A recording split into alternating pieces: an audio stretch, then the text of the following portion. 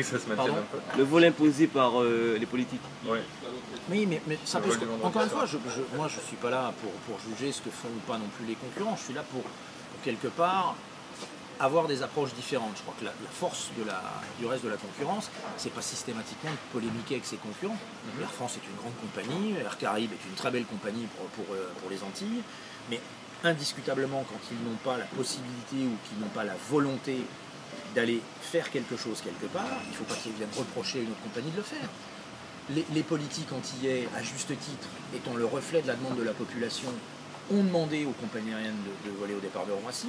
Air France a dit non pendant des années, a fini par mettre, je crois, un vol sur Fort-de-France et un vol sur Pointe-à-Pitre, ce qui est du reste pas non plus négatif en termes de connexion avec le reste du monde, quand on connaît la force du réseau de connexion Air France.